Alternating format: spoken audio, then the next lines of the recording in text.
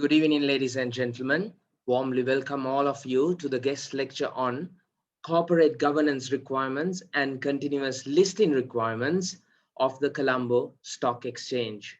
Yes, I do understand there has been a drastic change of the climatic conditions, and we do see still participants joining the session, but I need not to waste the time of our resource persons as well. So I would like to continue with the session. So firstly, I warmly welcome our resource person, Ms. Nilupa Pereira, Head of the Department of Commerce, Dr. Ayoma Sumanasiri, and all the heads of the departments of the Faculty of Management Studies and Commerce who have joined, and Dr. Vilani Sachitra and all the academics of the Commerce Department, as well as the Faculty of Management Studies and Commerce, and also my dear students. So before we move on to today's session, today it happens to be the International Women's Day. So International Women's Day this year, 2021, our theme has been Choose to Challenge. So International Women's Day is a global event where we celebrate social, economic, cultural, and political achievements of women. And it is with great pride I take this moment to mention that it has been a very coincidental moment where our resource person for this evening, Ms. Nilupa Pereira, is a woman who actually empowered, who broke through the barriers of the society, and who has shaped and defined a different way, communicating to the society a very strong message, saying the society can't define herself. The only way defining is her sickening work ethics and supporting them with experience and with academic accolades. As also, it is a historical moment from the terms of the department as well, because it is the very first event of our newly appointed head of the Department of Commerce, Dr. Ayoma Sumanasiri, is also gracing.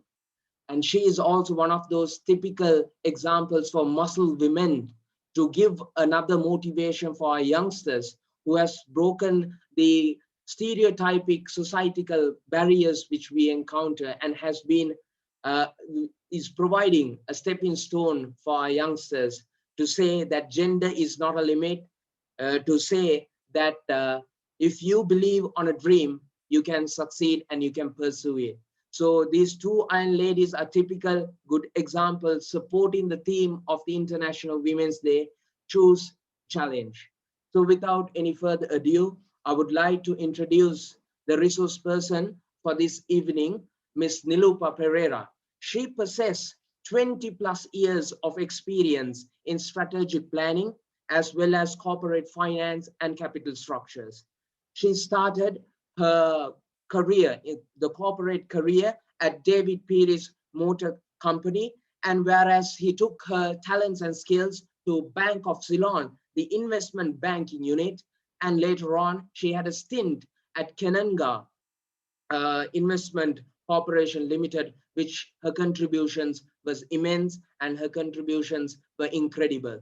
In 2011, as the manager of capital funding at Kenanga Investment Corporation Limited, which is the local arm for a Malaysian company, she did an incredible job in introducing the Entrust Securities Limited, which is the first ever licensed non-bank primary dealer to be enlisted in the Colombo Stock Exchange. So that is a support for our theme of the International Women's Day, which is choose to challenge, and she challenged the status quo and brought in a new dimension to the Colombo Stock Exchange.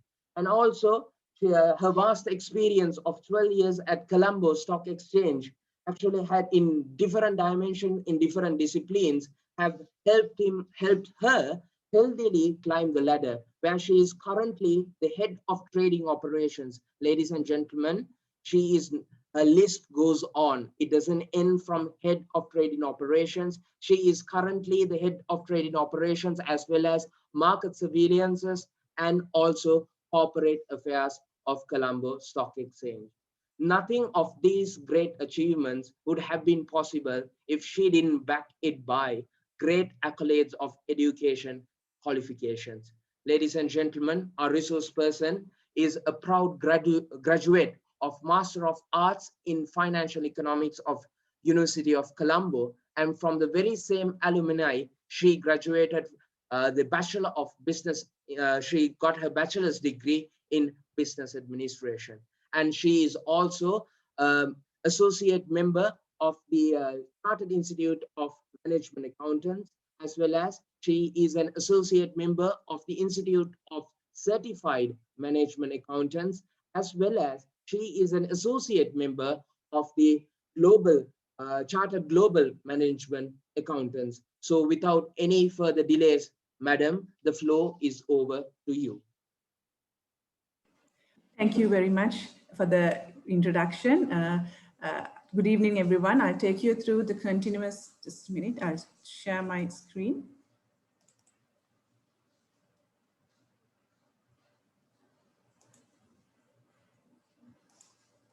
Hope you can see the screen. Yes, madam, we can see the screen, ma'am. Okay. I'll take you through the corporate governance requirements and the continuous listing requirements of the Colombo Stock Exchange. If you all know, there are 283 listed companies currently on the stock exchange, and all these listed companies are bound by the listing rules of the stock exchange. So everyone has to, all the listed companies have to be in compliance with these listing rules. The listing rules comprise of 12 sections, mainly on each category. Like the first few sections are on the initial listing rules, and from section 7, 8, 9, 10, those are basically on continuous listing requirements. So once you are being listed, I mean, when you come to list on the exchange also, you are bound by the listing rules, and also being a listed company also, you have to comply with the continuous listing requirements. I don't know whether you all know, there are mainly there are two boards on the stock exchange. One is the main board, and there's another board called the Dirisavi board. And recently we introduced an SME board where we list the small and medium enterprises. And also we have a multi-currency board where we encourage foreign companies to list on the stock exchange as a dual listing, which the securities be traded in dollars. What is corporate governance? If you talk about corporate governance, why corporate governance is important? If I tell you, corporate governance is important because even like when you have a good corporate governance practices, it helps the company to have good processes and procedures, and also it helps the company to be more transparent. And also if you look at in the stock exchange, companies which have very good corporate governance, they have attracted foreign investors into the company. So it's the investments, because foreigners always look at companies with good corporate governance for them to invest. So we have a set of rules that the listed companies must follow with regard to corporate governance requirements. Or in addition, if it's a bank and if it's a finance companies, there are central bank requirements, corporate governance requirements also. If it's an insurance company, there are some corporate governance requirements given by the insurance board also. In addition to that, the corporate governance requirements set out in our listing rules, the listed companies have to follow these. First of all, the board of directors of the listed company has to have at least 2 non-executive directors, minimum of 2, at least minimum of 2. If there are only 2 directors, both those directors have to be non-executive directors. Or if there are more directors in the company, say if there are 10 directors, at least 1/3 of the board of directors have to be non-executive directors. So now say if it's like 10 if it's 8 there is 8 directors in the company, 1/3, which is about, I think, comes around 2.366 something, 2.6. So then at least 2 directors have to be non-executive directors. It's very important to have non-executive directors because they are the ones who would guide the company in the correct manner. So it's a requirement. And also the listed company must have independent directors. At least there should be 2 independent directors, or 1/3 of the non-executive directors have to be independent, whichever is higher. So independent directors also, we have a criteria in our listing rules, which have said what is the how to identify independence. One is that director, if I briefly explain, there's a whole list of criteria. One is that the board of independence is measured by that director cannot be an employee for at least, I mean, if he was an employee of that company within the past 2 years, he can't be a director, independent director. If he had, or if he has any material connection with the company or any business connection with the company, then he can't be independent. He or she can't be independent director. Or if one of the if the director's spouse or a related party is a CEO or a director of that company, then he can't be, or he or she can't be an independent director. So if the company is not compliant with these main two criteria, then the company has to rectify that within 3 months from the date of the non-compliance. And also in our listing rules, we have specified what are the audit committee and a remuneration committee. We have two committees mainly, the audit committee and the remuneration, in addition to the related party transactions committee. The audit committee also have to comprise of at least minimum 2 independent non-executive directors, or the non-executive directors, which a majority have to be independent. And another criteria, this applies for both audit committee and the remuneration committee, and then the chairman of this committee can be a non-executive director. So in addition, there's another requirement which is required in the listing rules for audit committee. At least one member of the audit committee has to be from a recognized professional accounting body. At the moment, CSC recognized CS Sri Lanka, CIMA UK, and ACCA, and also now recently we have recognized AAT also as a professional accounting body, because we have recognized only the members of the professional accounting bodies who are members of the International Federation of Accountants.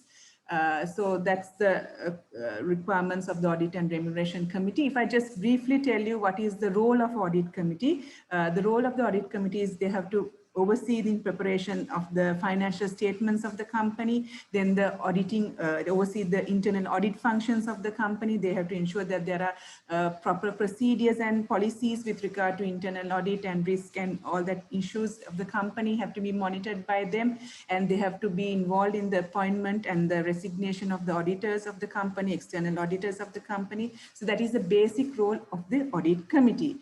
If you look at the role of the remuneration committee, is they are required to, they are the ones who have to decide on the remuneration of the executive directors as well as the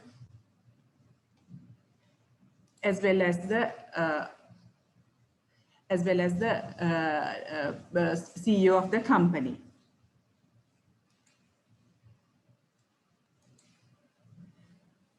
If the company is in non-compliance with corporate governance, recently we have brought in new rules as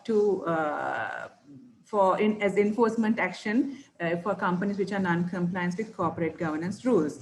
So interim, as the first measure, they have to make an announcement once they identify that they're non-compliant. If say the non-compliance takes place if the company, if a director resigns or a new director is appointed, which is not in compliance, which is not fitting to our listing rules, then the company has to make an announcement. As soon as they realize that the company is not in compliance with corporate governance rules, they have to make an announcement first.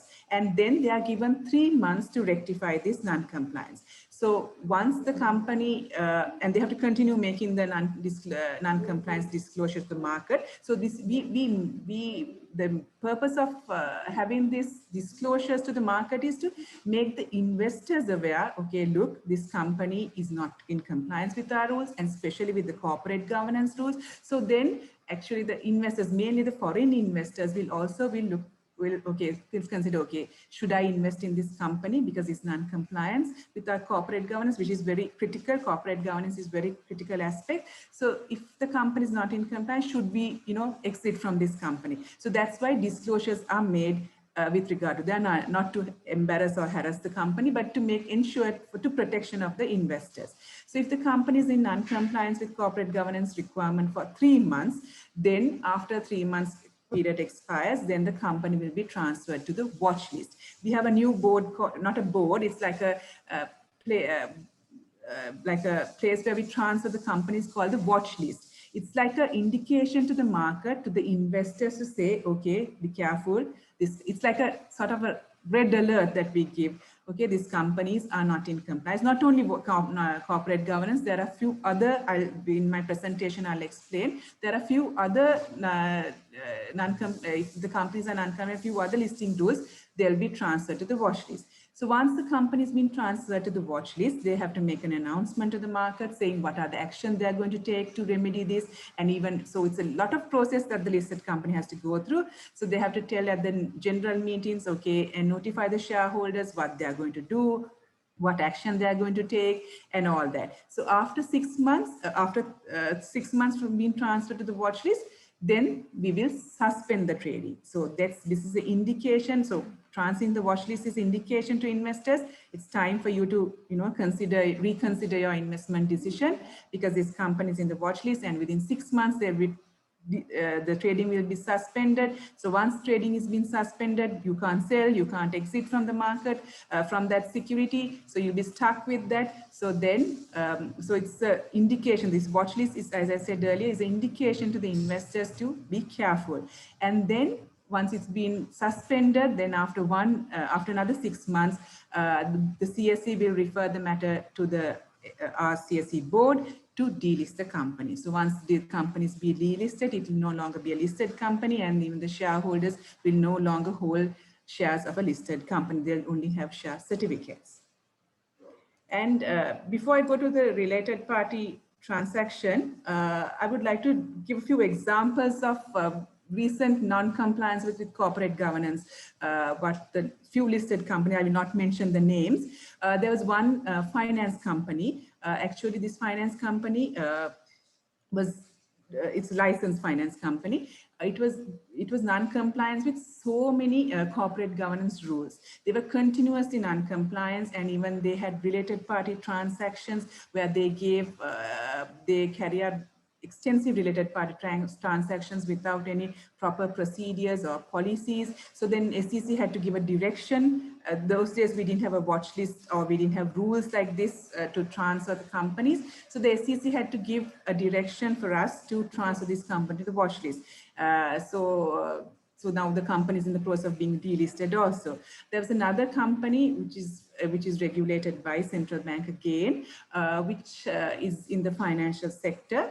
So this company also, they use their public funds and investments to give loans and to give donations mainly to their related parties. So, and because of that, the company also got delisted. I mean, then they didn't have their corporate governance in place. So there were no proper independent directors.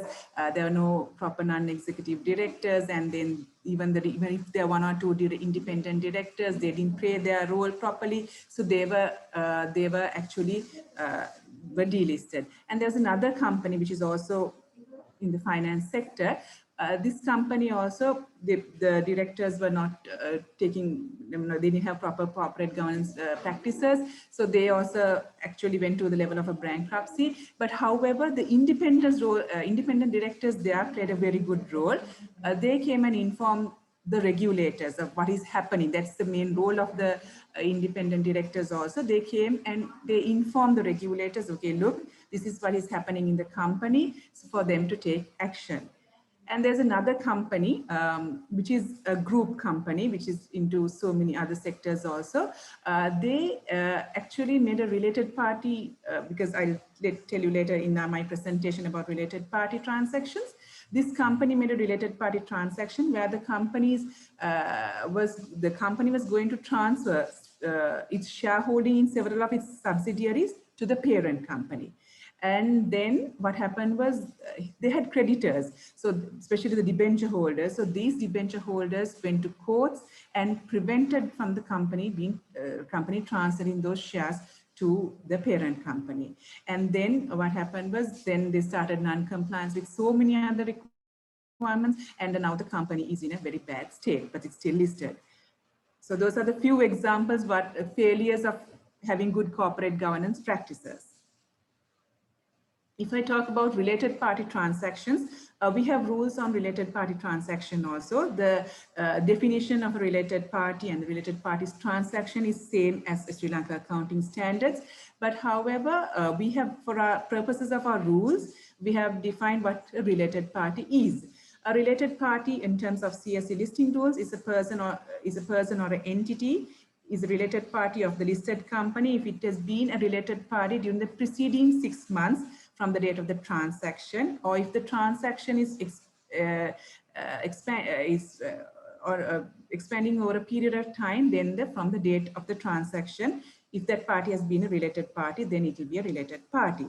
Or if the listed company believes or has reasonable grounds to believe that the related party will become a related party in the subsequent 6 months from the date of the transaction, then that person or the entity will be considered as a related party according to CSE listing rules. And also I must mention that with regard to this calculation of the total assets and whatever with regard to related party transaction, CSE considers, if it's a group company, the consolidated financials in calculation. There are related party transactions. The role of the related party, I'll call it as RPT committee going forward.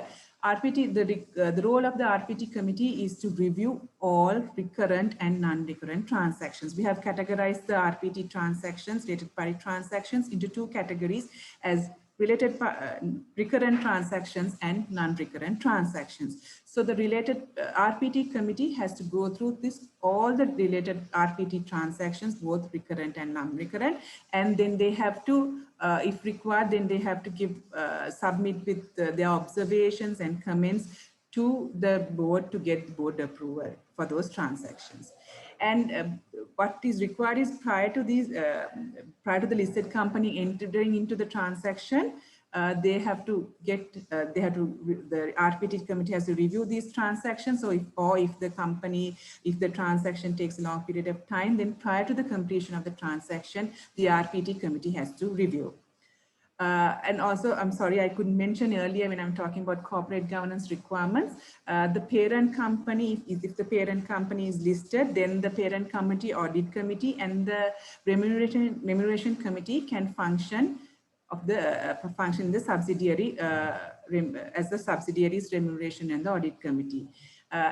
With regard to RPT also, we have a composition. We have set out in our listing rules the composition of the RPT committee. It has to be comprising of independent non-executive directors, and also if the board require, they can have executive directors. But the chairman has to be an independent non-executive director. And the committee has to meet at least once in a quarter, and then they have to go through the review all this fine RPT, and then they have to submit for board whatever the approval they required. We have set out in our rules now when it's a listed company, you have to get shareholder approval by way of a special resolution. Normally we have defined a special resolution at least 75% of the shareholders have to vote in favor. So if there are certain transaction types, non-recurrent and recurrent transaction types, which require shareholder approval by special resolution. So the non-recurrent related party transaction which requires shareholder approval is if the RPT is greater, if the value of the RPT is greater than or equal to 1/3 of the total assets, or if that transaction is aggregated with the other non-recurrent transaction of the same party for the same financial year, then if altogether this aggregate is greater than 1/3 of the total assets, then you have to get shareholder approval.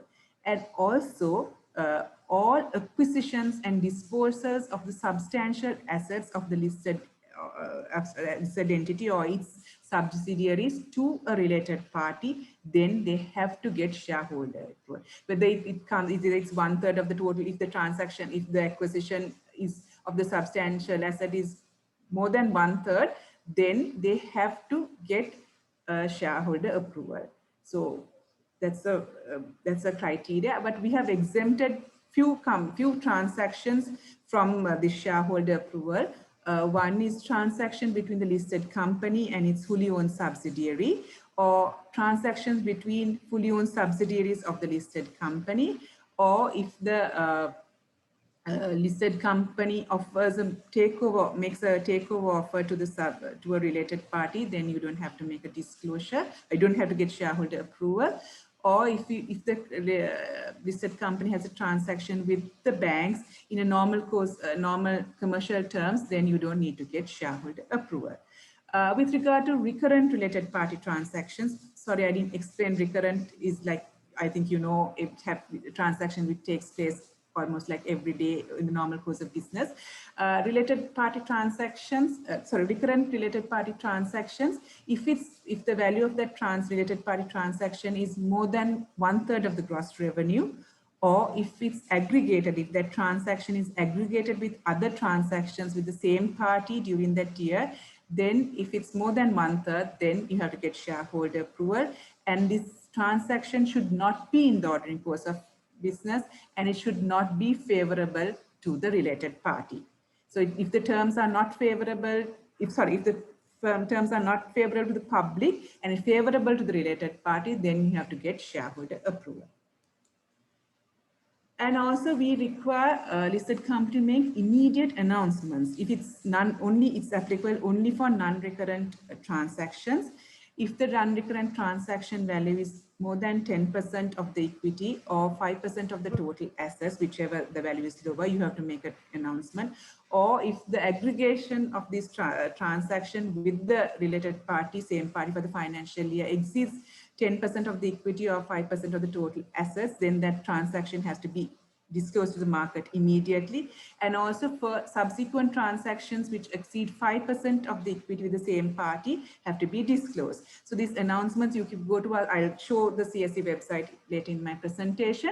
You can see the related party transaction announcements have been made by listed companies. So the announcement have to have the date of the transaction or the period, name of the related party, relationship between the entity and the related party, then the details of the transactions, then rationale for the transaction, then a statement by the RPT, because we want to ensure that the RPT committee has reviewed this transaction, that the RPT have to say that they have reviewed and that it's not favorable to, in the sense it's not it does not harm the normal shareholders. So all that have to be mentioned, including the aggregate value of the related party transaction with that related party, and also all the other related party transactions.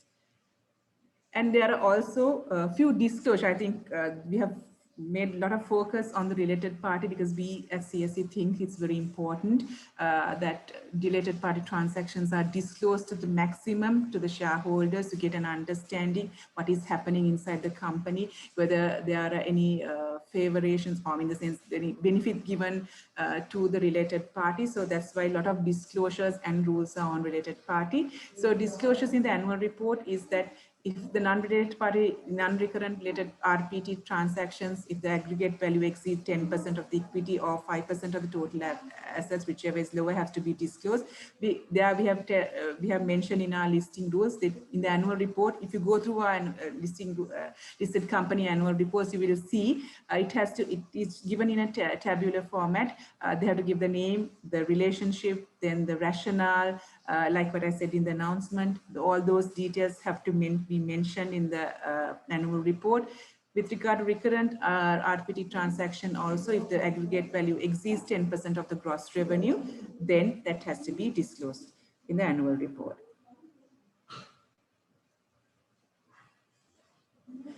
And also further, a report has to be given by the RPT committee, and that has to be included in the annual report.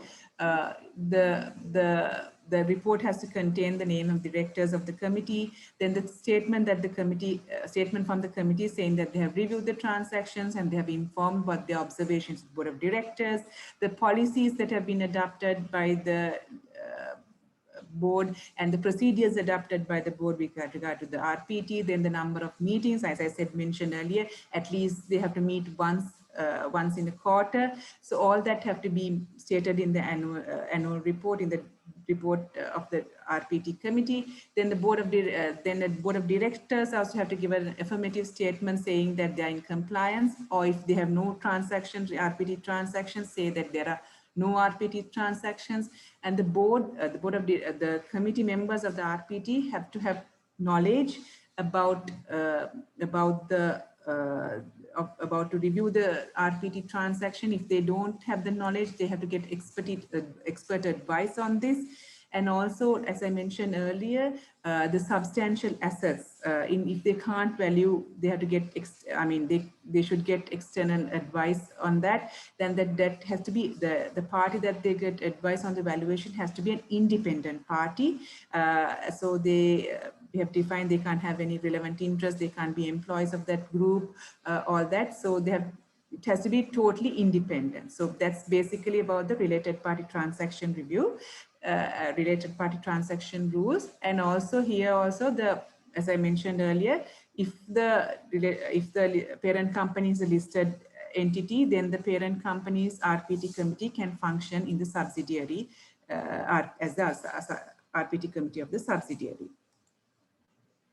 And also we have exempted few transactions from the RPT rules totally. If it's a recurrent or a revenue trading nature of transactions which are required for the day-to-day operations and which are conducted at arm's length, those have been excluded. Then payment of dividends, exercise of rights, warrants, options, all that have been excluded. Subdivision of shares have been excluded from related party transaction rules. Sorry. And also open market securities transaction, in transaction that takes place on the stock exchange where the counterparty is not known, nobody knows who the counterparty is. So all those transactions are exempted from the related party transaction reviews. And also if financial assistance provided by any regulated regulated company which is regulated by central bank or insurance board, those are exempted. Then directors' fees and remuneration of the employees are exempted from related party transactions. Corporate disclosure. Now, I hope I'm not very fast. I'll take you through what is corporate disclosure. Corporate disclosure is very important because that's the only way that outside parties, especially the investors, get to know about the company's performance or their governance. So it's a communication, corporate disclosure, communication of information by the listed company to the outsiders.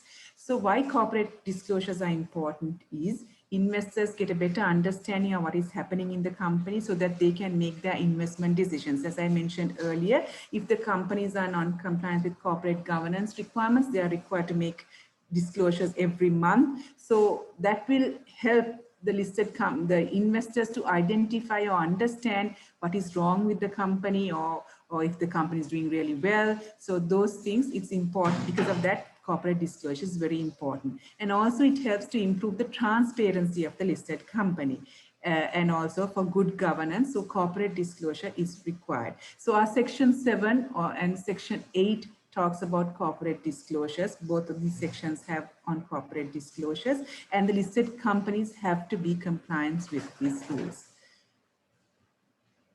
There are two types of corporate disclosure. One is financial disclosures. I think everyone, all of you know, it's the annual report, interim financial statements, forecasts. Those are the financial disclosures. And there are non-financial disclosures also, like the appointment and resignation of directors. It's very important. You might think, okay, what is it? It's appointment and resignation. No, but it's very important because some investors invest in the companies based on the directors, on their qualification. If it's top good, very well-known directors are there, some people prefer to invest in those, and also resignations. So resignation also will help investors to understand, like say if a lot of directors are resigning all at once, okay, there's something is wrong with this company. So it's indication not only for the investors, for us also to look into the affairs of this company. So the resignation of the directors are also important. Those are non-financial, and purchase of shares of a company or closing operations of a subsidiary. Those are basic examples of what a non-financial disclosure is. And there are also mandatory disclosures that a listed company has to do. One is the dividend payment. When there's a dividend payment, as soon as the board of directors decide on the dividend payment, it has to be disclosed to the market immediately because it's very price sensitive. And then change in the control of the entity. If say if another company or individual buys more than 50% or more of that company, then an immediate disclosure is required. It's mandatory whether the company likes or not, they have to make a disclosure. Voluntary disclosure is where the company thinks, okay, okay, it's good to disclose. So they can do like the introduction of a new product or a rating review if the company's debentures are not listed. Because if it's the company's debentures are listed, it's a must that they review, they disclose their rating reviews. If there's any change to the rating, whether it's positive or negative, they have to make disclosures. So so corporate disclosures are not only meant to be only positive or good news about the companies, even bad or not so good news also the listed companies are required to disclose to the market. So when method of dissemination is, an announcement has to be in writing and signed by an authorized officer. And the announcements must first be sent to the CSE and then to the media. So they said companies can't disclose any select information about the company to selected or individuals or shareholders unless it's been first disclosed to the market, to the stock exchange. As during the trading and market surveillance division, which I head, we go through in the morning, we go through all the newspapers and the websites and to identify either there's any undisclosed price sensitive information which has been published in these media. If we identify, we put a trading halt and we ask the company to make a disclosure. So first, they have to give it to us, to the stock exchange. Once we disseminate to the market, they can do press releases or they can have press conferences. It's okay, but first it has to be to us, and they can't disclose it to anyone else before disclosing it to us. And all the announcements that we receive it through a web portal or corporate announcement portals. The company secretaries have to upload it, or an authorized person has to upload it, and then we review it and then we publish it. Once it's published, it will publish on the home page and on the company page of the stock exchange. This is a sample of a corporate disclosure. This is a dividend announcement. It says voting share years, the date of the initial announcement, dividend per share, voting it's ₹1, type it's first interim, financial year, shareholder pool is whether it's shareholder required or not, the exceed date, the payment date, and the share transaction book. I'll just take you through the CSE website for you to get an understanding of the CSE website.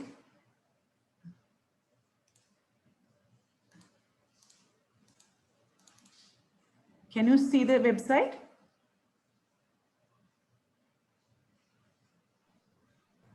Yes, can.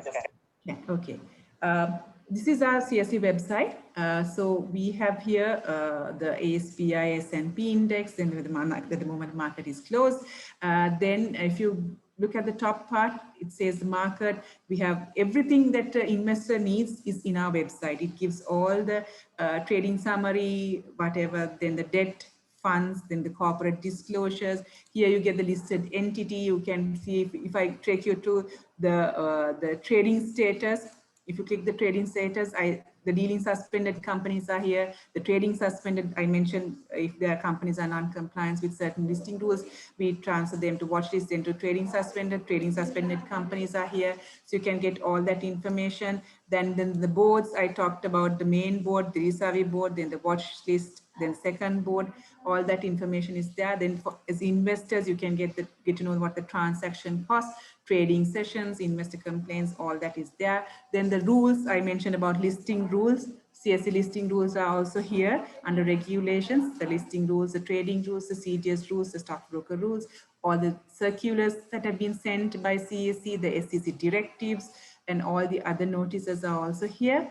And if I just go down to the main page, down, you can see the corporate disclosures, the topic that I was talking about. So if you look at, these are the disclosures made by certain companies. The date, the time also appears. If I just click, I don't know what's here. This is an employee scheme announcement made by the CSE with regard to the company. Here, it's there.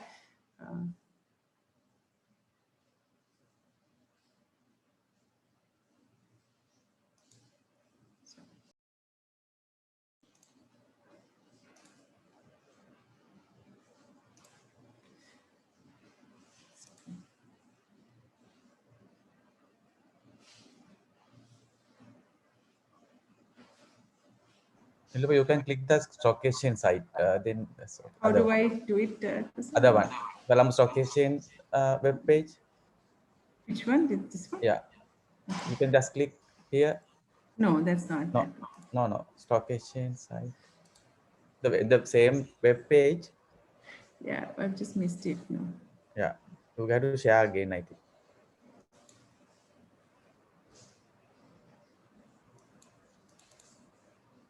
Okay. 1 second. I'll just stop the share and then I'll get back.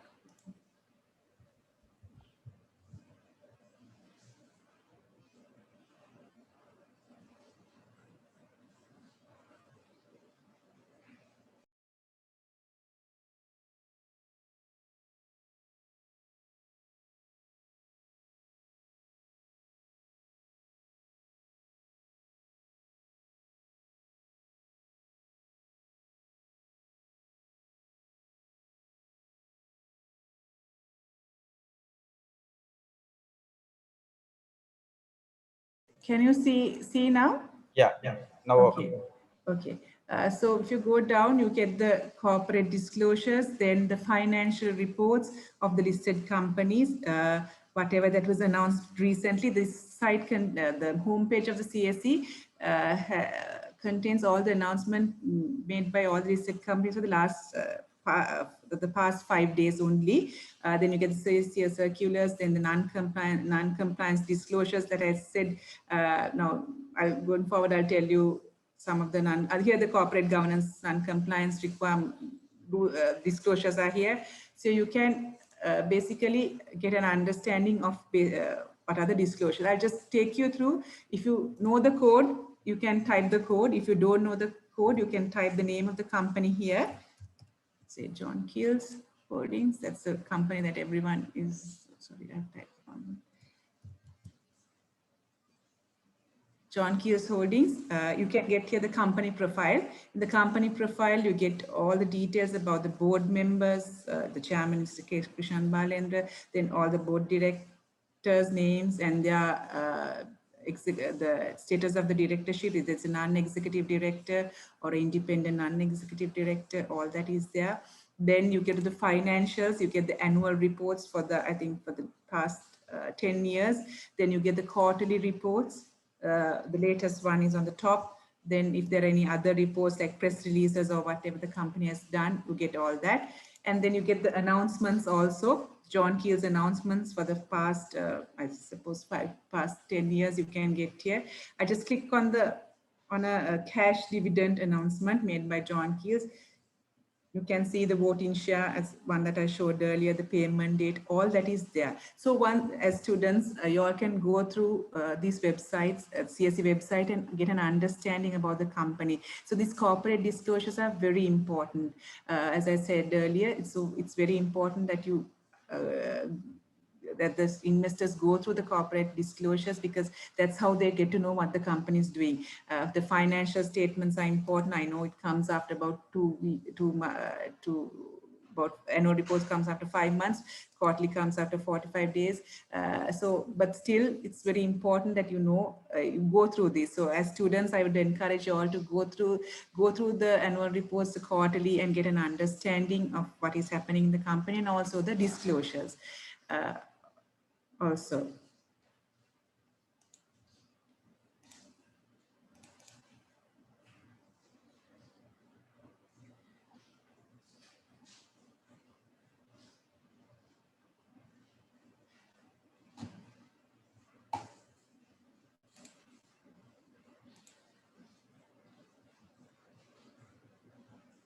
Price sensitive information. We say price sensitive information has to be disclosed to the market immediately. What is a price sensitive information? Price sensitive information is the information which is related to the company directly or indirectly, which is not known to the investors, but if it's known to the investors, that could have a material impact on the price of the security.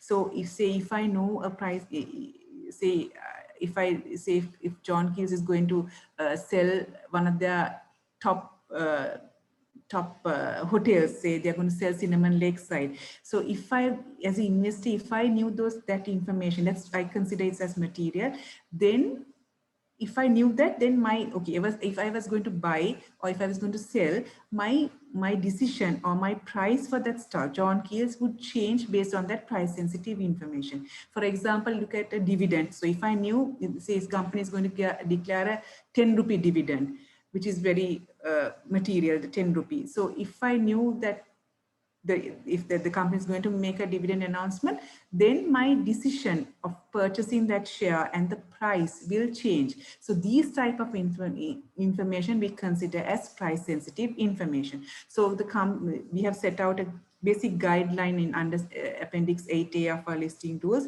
which likely to require immediate disclosure. Actually, the price sensitive have to be decided by the board of directors, because they have to think, because as a stock exchange, we don't know what is happening in the company, so we can't decide for them what is price sensitive, but it's up to them to decide what is price sensitive. And once they decide price sensitive, they have to make a disclosure. So we have given a sort of a guideline or the events that likely to require a immediate disclosure under Section 8. These are joint ventures, mergers, acquisitions of takeovers, or decision to change the stated capital, like they're going to do a rights issue, or they're going to do a subdivision, then they have to make an announcement, changing the control. As I mentioned, appointment, resignation, suspension of removal of a director and the CEO, even the change in the registrar or the company secretary and auditor has to be informed to the stock exchange as an immediate disclosure. There are instances, as I said earlier, though we require them to make all price sensitive information public to us, there are few instances in our listing rules that we have told the companies that they don't need to disclose. Say if an immediate disclosure of a price sensitive information harms the company's objective to continue with company's objective, or if it harms for a transaction that's going to take, a genuine transaction that is going to take place, then the company can withhold without disclosing that information. Or if if the facts are in a state of flux and a disclosure could mislead the market, then they can withhold the information. Because we realize sometimes some of the deals are not being even finalized. Once a company, without a deal being finalized, they made a disclosure, the market, the price, everything react, and the company, actually the deal didn't take place, right? So some people benefit, but most of the investors lost because of that. So those sort of instance, the listed company can withhold their disclosures. And also if they are still in negotiations, as I said earlier, then they don't need to disclose, they can withhold. But if the listed company decides not to disclose, then they have to maintain strict confidentiality of that information, and they should not give it to everyone. They only the parties that need to know should know about that information. And if there are any rumors going in the market, if they realize there are rumors about this information, then they have to disclose it to the market. And also CSE, you must have seen, I don't know whether you have seen recently, about 2 or 3 years back, we introduced this unusual trading activity. Once CSE notices an unusual trading activity in a listed company, then we inquire from the listed company, okay, what is the reason for this unusual activity? And then the listed company has to tell us, okay, if there's any price sensitive information which has been leaked, then they have to make that disclosure about the price sensitive information. Or they have to say, okay, we also don't know what is the reason for this movement in the share, unusual movement in the share. So it's like, it's sort of an indication to the investor. When you see an unusual trading activity where there's high price appreciation and high volume of trading, then we will inquire. And this is also an indication to the investors, okay, look, there's no news or a positive or a negative news about the company which is price sensitive, but this is maybe because of manipulation or something, the prices are going up. For the investors to be careful when making the investment decisions. And also, according to Nilupa, in the previous slide, yeah. you can little bit explain now, for the student, now if somebody trading on having the price sensitive information. So only that person is having that information and trading on that will be a market offense, no subsequent. Yes. It's also, we have market offenses, insider dealing, pump and dump, and also other market manipulations like wash sales and all. With regard to listed companies, main thing is the insider dealing. So when if the part is the insiders, we call it connected parties. We have defined in our rules what are connected parties, like the directors, their spouses, the management, top management.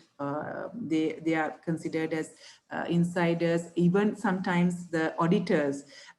Also, we have not defined, but if you look at the broad aspect, even auditors, because they also have price sensitive information, they also should refrain from trading when they have price sensitive information. In my next slides, I will explain the rule that we have on that. And also, so those people, they can't trade and they can't divulge those information to other parties also for others to get benefited. So if they do, and if we identify, it will be a market offense, and the SEC will take action against those individuals. Earlier also, we had few cases where SEC has filed on insider dealing cases. So it will be a offense. It's a market offense. So they can't trade on those unpublished price sensitive information. Right. Okay. Okay. Disclosures regarding dealing by directors and CEOs. When the company is listed, when it's initially listed also, on the date of listing, they have to give us what the directors hold in that company. Once they are appointed or when they are retiring, 2 market days from the date of the appointment or the retirement, they have to give their holding in this company. Any acquisitions, when they trade in the market, they buy or sell shares, they have to, within 5 market days, they have to inform the stock exchange regarding the disposal. Actually, this is coming under the Companies Act requirement, because Companies Act section 200 and 198 says that if the directors trade in shares, they have to inform to the board. And then we have brought in a requirement saying once it's been informed to the board, to inform to the stock exchange. This is also important because actually it gives an indication to the investors, the directors selling or whether they are buying. So if it's selling, they could make their decisions accordingly. This is the topic that Kusal also mentioned, trading by connected parties. If we have defined and under rules, who is a connected party, as I mentioned earlier, so they can't trade on unpublished price sensitive information prior to the information being released. And also once it's been released to the market, and when it's published on the CSE, they have to wait for 2 clear market days. Like, see, if the information is published today, excluding today, tomorrow, and Tuesday and Wednesday, they can trade only on Thursday. So they have to wait for 2 clear market days before they trade. So if after the price sensitive information is being published, like say if it's an annual report or financial statement or a dividend announcement or whatever, they have to wait till 2 clear market days to trade. So if not, it will be considered as a market offense.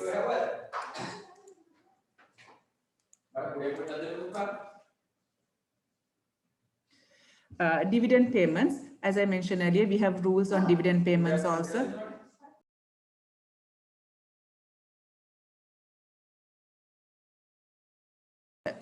We have dividend payments. One is cash dividend, the other one is a scrip dividend. Scrip dividend is where instead of cash, they give us, the listed company gives shares as dividends. Shareholder approval is for cash dividend. We have 2 categories. Even for scrip dividend, we have 2 categories where shareholder is required and shareholder approval is not required. If it's a cash dividend and where shareholder approval is required, the exceed date, I hope you all know, exceed date is the date that after that date, if you buy shares, you're not entitled for the dividend announcement, for the dividend payment. Only if you buy before the exceed date, you're entitled for the dividend payment. So when an instance where the shareholder approval is required, because the articles of the listed company will say whether the shareholder approval is required for a cash dividend or a scrip dividend. So if shareholder approval is required, the ex-date date will the next market day after the general meeting. So you have to purchase, if you want to be entitled for the dividend, you have to purchase the share before the general meeting. It would be a EGM or a AGM, then only you'll be entitled. So once you're entitled, your payment date will be 14 market days from the date of the XD, excluding the XD. But if you have given, we have brought in this new rule, if you have given your bank account details to the stock exchange or to the company, then you'll be paid within 2 market days from the date of the XD date.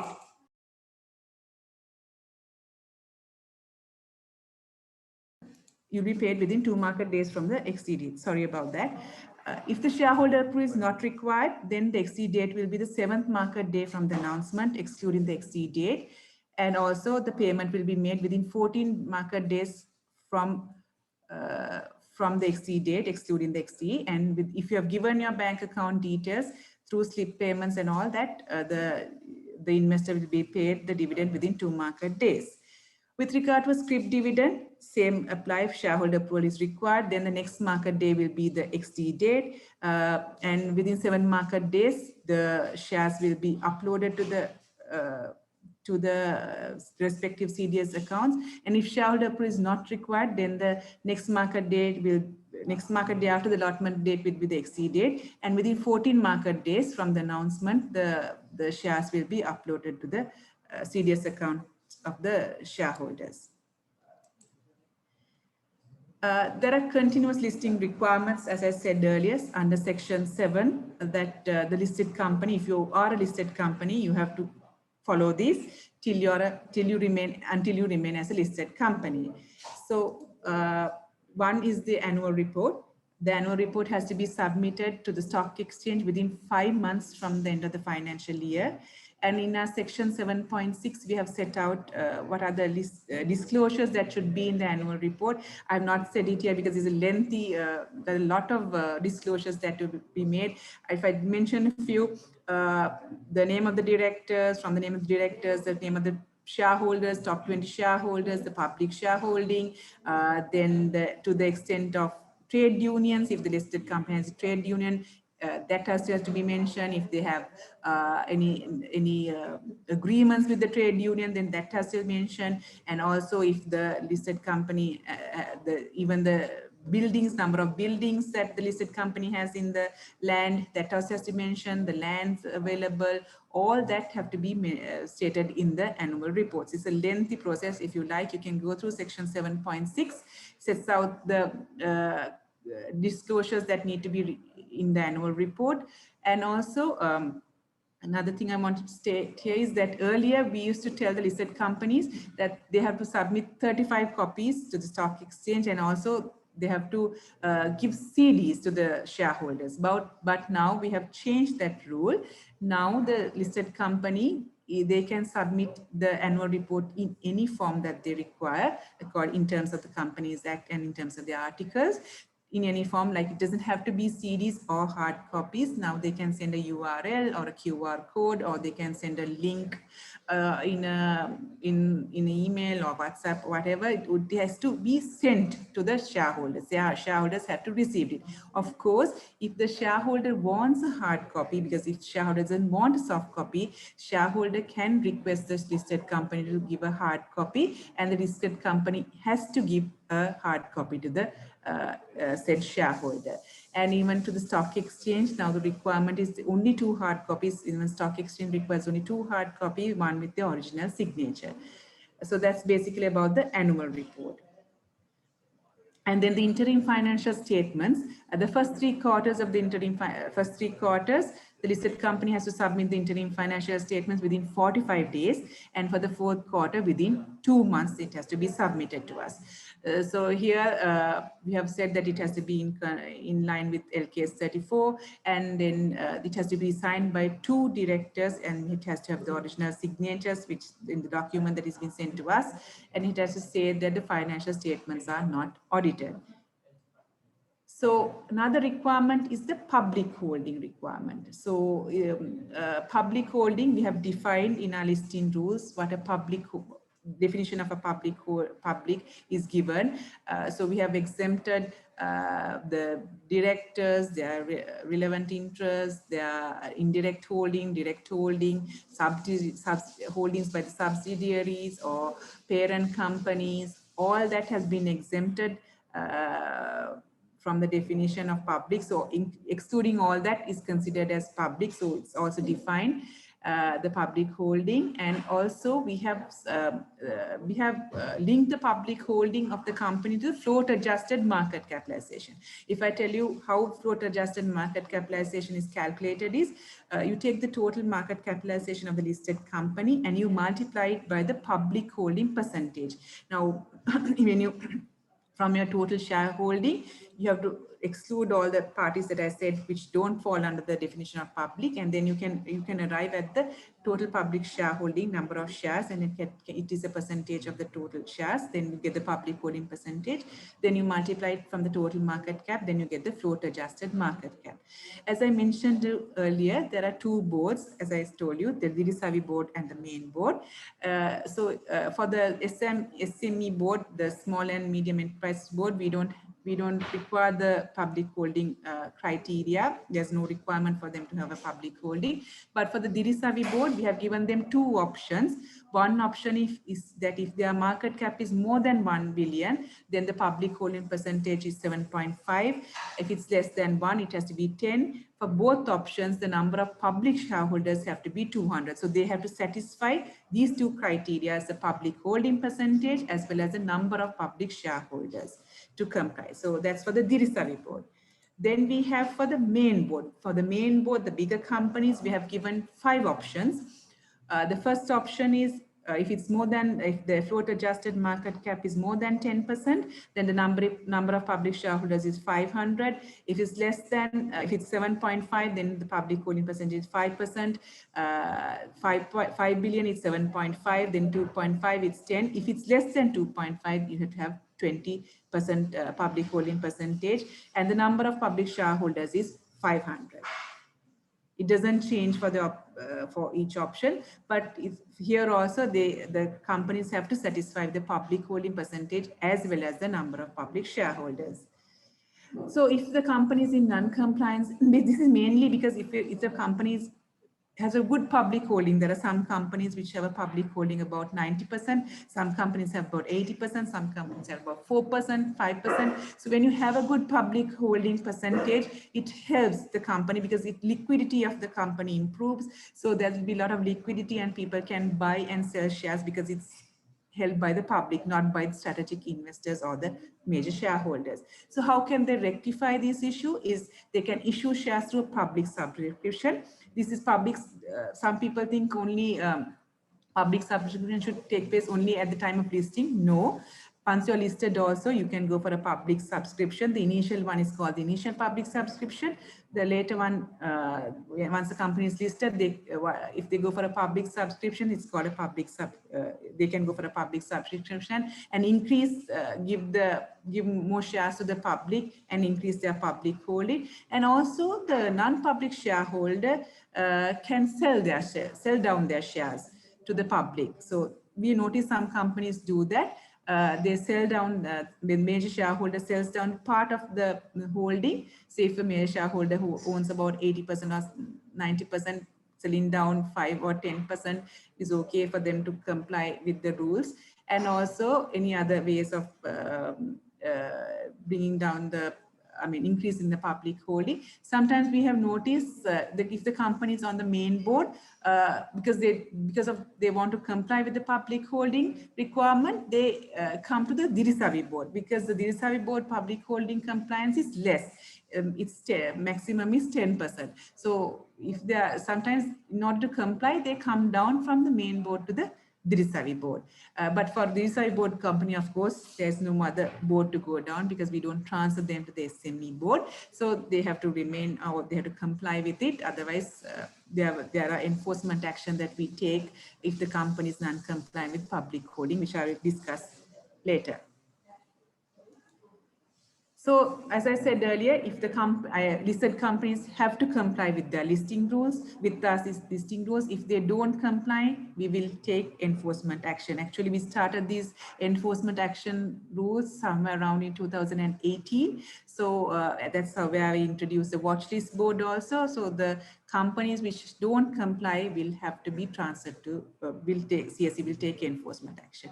So if you look at this, being a listed company is not easy because you have to go through, you have to comply with so many things, so many rules, you have to make disclosures. So it's a tough job for listed companies, but we do all this for the benefit of both the listed company as well as the investors. So we have our role as the exchange is also to protect the investors. So that's why we have brought in few strict rules, especially enforcement rules, so that it's like a warning for the investor to say, okay, this company is non-compliant. So you make your investment decision properly, and you can, if you want, you can exit from the stock.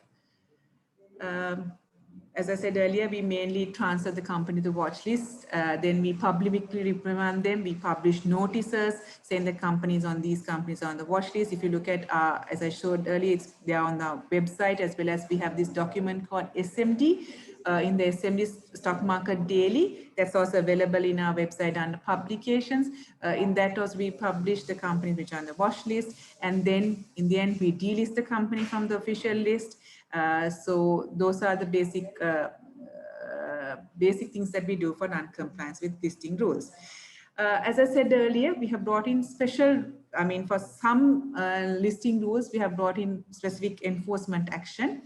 I mentioned to you earlier, the company has to submit the annual report within 5 months from the date of the end of the financial period. Then they have to submit their interims. So if they don't submit, what we do is within 5 market days from the end of the financial, the date of the deadline, we submit the company to the watch list, and we make an announcement to the market saying these companies have been transferred to the watch list. So the investors have to be careful and know, okay, this is because of this non-compliance, they are on this.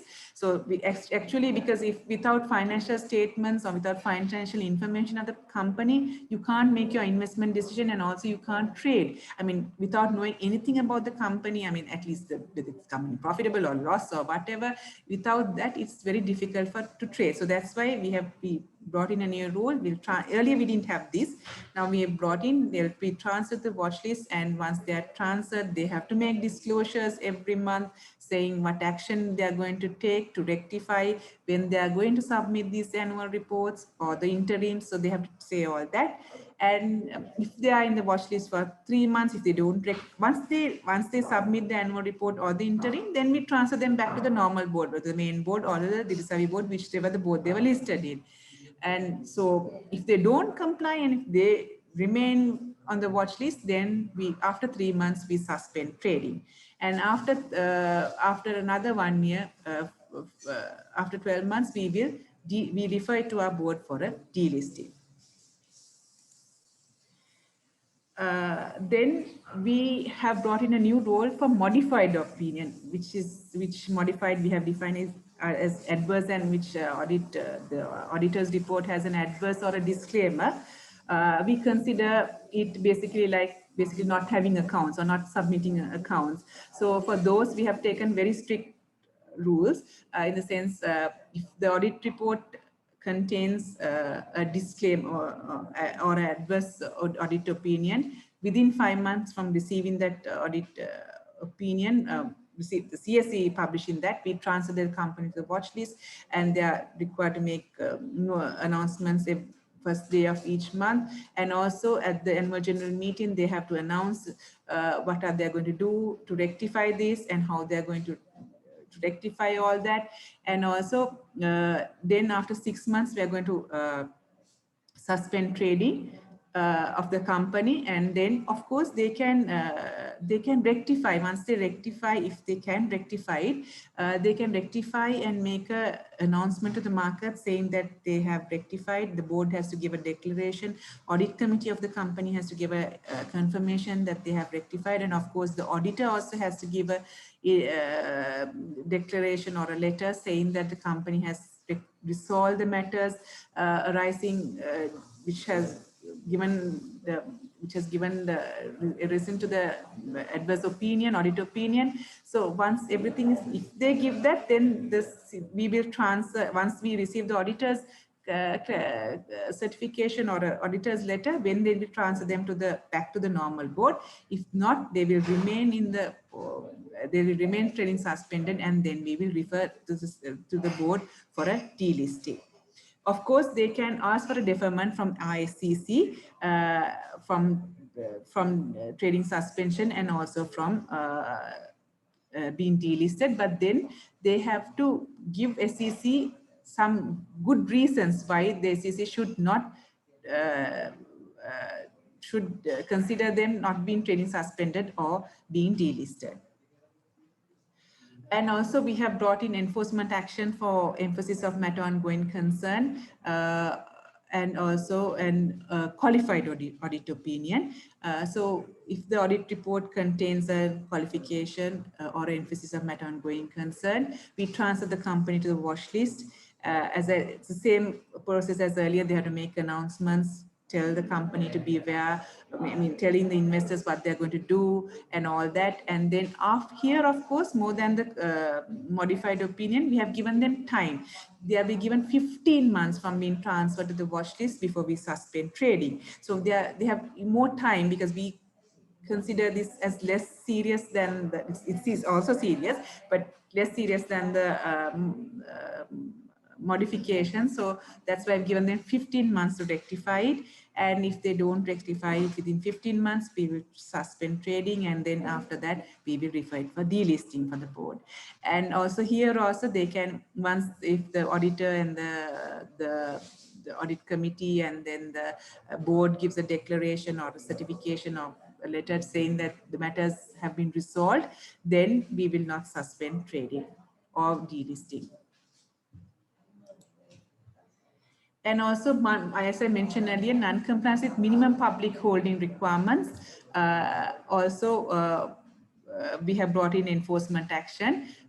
Here, of course, we have not. It's not that we are very strict.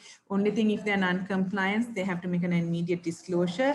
If they are non-compliance for 1 month, in the sense for 30 days, we calculate it. So today they can be non-compliance. If the market values go up or down, they can be non-compliant or compliant, because as I mentioned earlier, it depends on the float adjusted market cap. So market cap is a key role. So market cap depends on the price also. So if you're on the borderline, the change in your price will have an impact on your compliance with public holding requirement. So you have to monitor the listed companies. CSE will not monitor. Listed company has to monitor whether they're in compliance with the public holding requirement. And if they're on a consecutive basis, if they're non-compliance for 1 month, then they have to make an announcement saying they're non-compliance. And also they have to rectify the non-compliance within 6 months. As I said earlier, the earlier mentioned measures, they can go for a public subscription, or their shareholders can sell down. They can do that, and they have to comply within 6 months. And if they don't comply within 6 months, we will transfer them to a second board. They will not be transferred to a watch list. They will only transfer to a second board. So the second board will have only the companies which are non-compliant with public holding requirements only. So it's only the companies which are non-compliant with public holding will be on the second board. For all the other non-compliances, they'll be on the watch list. But if, say if the company XYZ is non-compliant with public holding, as well as the other, like they have a modified audit opinion and all that, then they'll be on the watch list. But if they have only non-compliant with this public holding, then they'll be on the second board. So they can remain on the second board forever. I mean, we have not made any decision yet to do any further action against those companies. They will remain in the second board until they rectify. So like for the earlier non-compliances, we had a trading, trading suspend them, delist, all that is not applicable for companies which are non-compliant with minimum public holding. So they remain on the second board for till they comply. Annual listing fee. So of course, being a listed company, you will not only, you get a lot of benefits. So CSE will charge a fee from the listed company. because I mean, they can raise capital. It's given publicity, everything is given to them. So we charge a fee from them. For equity, if you're listed only equity, you will be charged 100,000 on the first year of listing, and in subsequent years, 100,000 or 0.00% of the market capitalization as at end of 31st December, subject to a maximum of 2 million. And other classes, like, we have other classes also listed, like the preference shares, non-voting shares. Those are listed. We charge 100,000 in the first year, and then for subsequent years, 100,000 plus the relevant taxes. Then for debt, we have debt also listed, corporate debentures. For that, the fee will be prorated based on the balance. In the first year, it will be prorated, and then subsequent years is 200,000 or 0.002% of the face value outstanding, and to a maximum of 500,000. Then for funds, we have one closed-ended fund which is listed at the moment. That is also will charge 50,000 for as annual listing fee. For warrants, we charge 100,000 as listing fees. Then I'm coming towards the end of the presentation. It's delisting of the company. Actually, a listed company can voluntarily delist as well as delisted by the stock exchange. As I told earlier, the enforcement action, the delisting by the stock exchange takes place mainly because of the enforcement actions, which I mentioned earlier, taken by the stock exchange. Voluntary delisting is the company on its own decides to delist, because to do several reasons. I mean, they may think, okay, they don't want to remain as a listed company, or they have been, or their parent company is being a foreign company. That was the reason why AIA Insurance and all that wanted to delist, because their parent company didn't want it to be a listed company, because it was their policy that the subsidiaries of the other countries should not be listed. So voluntary delisting is when, as soon as the company board decides to delist, the company should inform the CSE regarding the decision to delist. And once they is informed, we will suspend trading of the company till the shareholder approval is obtained. Once the shareholder is obtained, then have to submit an application to the SEC. Then SEC will inform its decision to whether it's okay with the delisting. Once SEC informs the decision, CSE, if the SEC says no, don't delist, then we will lift the trading suspension and it will trade. If the SEC says, okay, go ahead with the delisting, then we will continue with the trading suspension.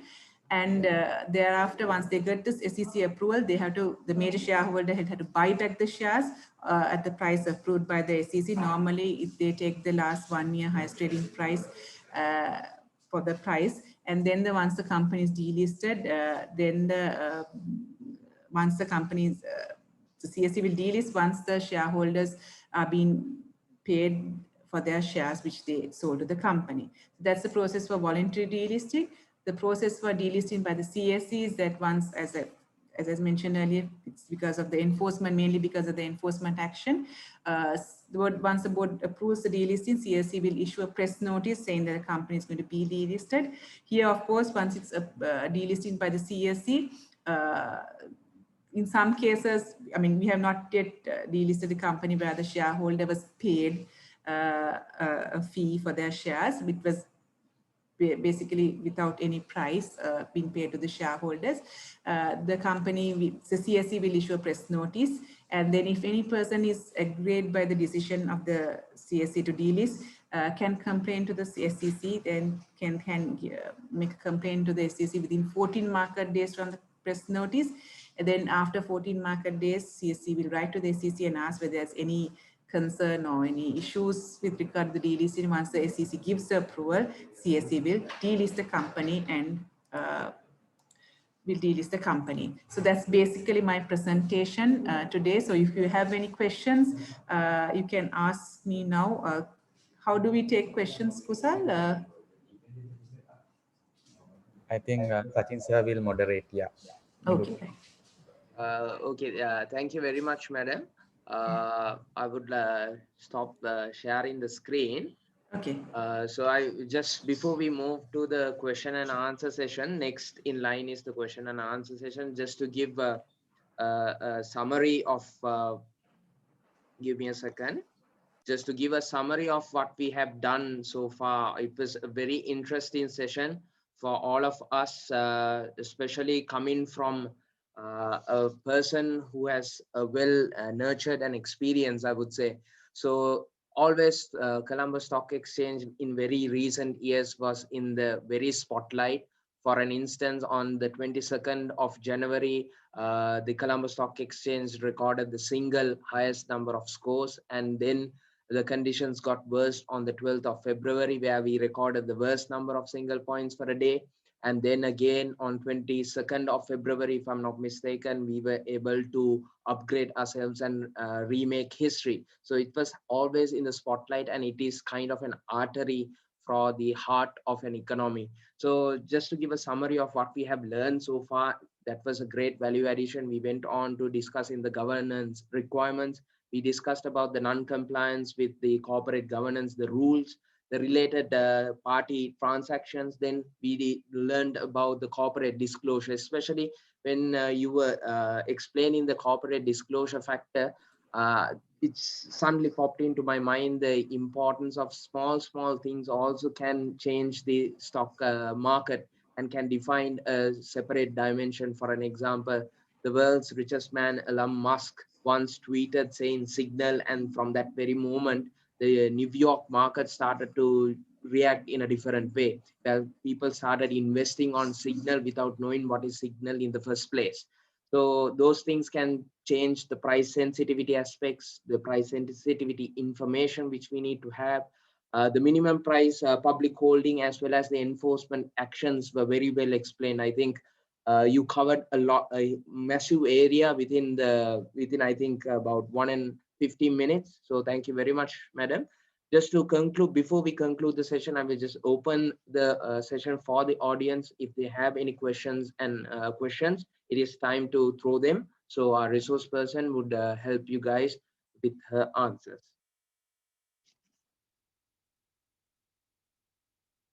And also, like, if there are any questions, they can ask me even later on. If they have any things to be clarified, I'm open. I mean, I can share my email address with you so that if there is anything, you can always come back and ask me also. Okay, thank you very much, madam.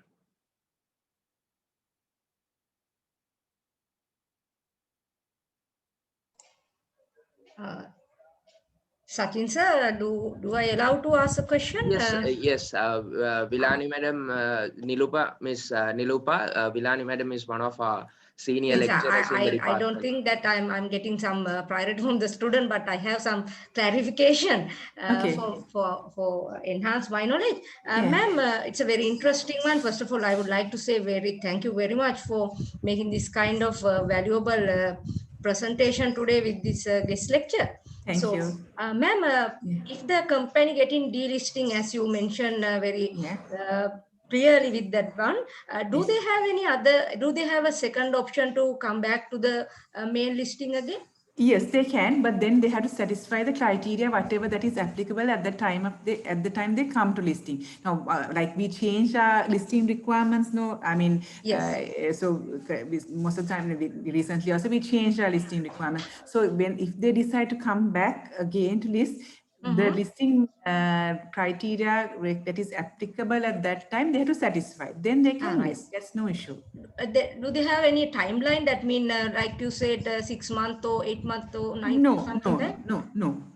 So they can take whatever the time they like and then come back with the again if they compliance with the requirement, right? Yes. Okay. If they want to, yes. Yes, my second one, small one, right? Okay. In your said, you said regarding the mandatory declaration, not the mandatory declaration, that voluntary declaration, some financial companies can disclose their rating indexes. Am I correct, ma'am? Yes, it's like this.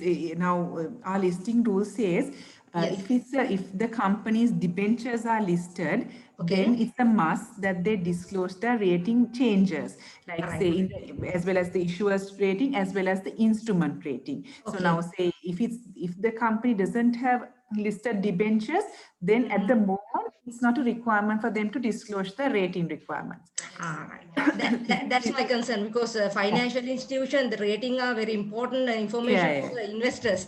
Yeah, but as now, though we don't have a rule, we Yes. as a good practices, once Fitch and ICRA publishes their rating, we tell the company on a voluntary basis to make a disclosure, because it's good for the investors to know, because Yes. rating plays a very important role, not only for financial, even I think for other companies also. So we noticed some of the companies, when they start, they had a good debenture rating, and then in the end it comes like it's almost become a junk rating. So, and then they default also. So that gradual downgrade of a debenture is very important for a debenture holder, not only for a debenture holder, I would say for even for shareholder, because that gives an indication of the company's performance and everything, which we might not know. With the rating company go into depth and get an view, and then they publish. So that's the requirement. Okay, ma'am. Thank you very much for the clarification again, and thank you very much for this wonderful lecture. Have a good day, ma'am. You're most welcome. Thank you for inviting me. Dr. Vilan, if I add further to that question, actually, yes, sir. Thank you. Central Bank, they have encouraged all the finance and bank and finance to listed in stock exchange, because to improve the transparency. Yes. Now we have listed based on their application almost all, except for few, because I think that there are some issues we have not taken yet. But most of the applications we have received, so they are listed, because the recent past you may have seen that some finance companies went closer and everything. So because of that, because when you are listed entity, then they need to do the the question you ask, the rating indication. So then there's more transparency. So the finance company more or less they are in the news. So with that, I think Central Bank has recommended them to be listed. So most of the companies in listed except for few. Yes, thank you very much, sir. Because as a depositor also, we need that information, not only the investors. Yeah. Because once we are going to deposit, we also consider about the rating of the banks. Yes. That's true. That's true. Yes. Yes. Thank you very much, ma'am. Thank you very much, sir. Okay. Okay. If anyone from the audience has a question, they can throw in. And in the meantime, I am having a small question, so I will throw that also, madam. Okay. Okay. Madam, when you started, you said we introduced a new board for the entrepreneurs, which is a good thing, because I am in for entrepreneurs popping in Sri Lanka, because that is where we need to head to, and that gives us another added strength for the economy. But my problem is with the so-called SME board. That will be a stepping stone for them to formulate a good number of capital for their business operations. But doesn't it also add more pressure for them to give a return for their shareholders? It's like this, because it is not that they have to give we don't say that they have to give a dividend or declare a dividend. It's not a must. We don't have any rule or anything, but then the investors will not, if there's no dividend or a return, they will not come. But I would say that being, it will help them. Even for the investors, they'll also be part of that growth of that company. Gradually being listed, you can raise more capital. So then your value also will increase, and it will help the investor also to grow with the company. And then once they come to a stage, then they'll be transferred to the Girisavi board or to the main board. So I would think, it's not a must that they have to give a return. So investors should know this is a SME company. So investors should be aware when they're investing, for quite a reasonable time, that they will not get a dividend return, only they'll get a capital gain, or that way through trading. Right. Thank you very much, man. It's like part and parcel of being an entrepreneur. You need to take the risk and move forward, I guess. Yes. Right. If there aren't questions, I would like to sum up and wind up the session. Seems that there are no questions, so I will like to wind up the session, because I need to value the time of many of our resource person as well as the academics who have joined the session. So to start off with, firstly, I would like to show my heartfelt gratitude on behalf of the Department of Commerce to Ms. Nirupa Pereira, who is currently the head of the trading operations as well as market surveillance and corporate affairs. As I mentioned, CSE has been in the spotlight for the last few months, especially I think in the last month also there were a couple of situations where your trading was halted in order to moderate the situation. So amidst your busy schedules, you utilize your extra hours to give us a value addition from your presentation. I think that was clearly a value addition for our students. So on behalf of the Department of Commerce, I take this opportunity to show our gratitude to you, madam, as well as I take this opportunity to show our heartiest gratitude also to Mr. Kusal Nisankar, who is also one of our beloved visiting lecturers, who is currently the head of finance and administration of Colombo Stock Exchange, for coordinating this event, because which was not a part and parcel of the online virtual conduct of lecture series, but he wanted to go ahead and to have this session because it was a continuous session where we had for the last couple of years. So thank you very much, sir, for coordinating the activities. And I shouldn't forget the continuous support which I received from the department, starting off from the head of the Department of Commerce, Dr. Ayoma Sumanasiri, as well as Dr. Vilani Sachitra, and also the academic staff and the non-academic staff of the department, as well as of the faculty, and all the students who have been a part of this session, because there was a special team who was coordinating the activities. Thank you very much for them. And I think it was all in all, it was a good opportunity for all of us to know in and out about how the CSE operations takes place, because it is always another good investment opportunity we have. So we need to know how things works in the world, and this was just a free of charge session for all of us to know how things work. So just to end, I wish everyone all the very best. And madam, once again, thank you very much for the time you have spent. Thank you very much for inviting me. And I also really appreciate, I mean, it's a good opportunity for me also to share my knowledge with the students. And I wish all the students all the very best and hope that they will join, I mean, invest in the market, and also that they will come, I mean, once they come to the listed companies and they'll be in good positions. So, so it's good to see them in good positions, and I wish them all the very best. Okay, madam, thank you very much. And we are also wishing you all the very best with your future endeavors. And truly, you are one of those people where I started. I would like to end things up on the day of the International Women's Day. Truly, you are a person who has challenged and who is well obedient for the team, choose to challenge. So you have overcome many challenges, and wish you all the very best. So with that, I will be winding the session. Have a nice day. Good night. Good night. Thank you.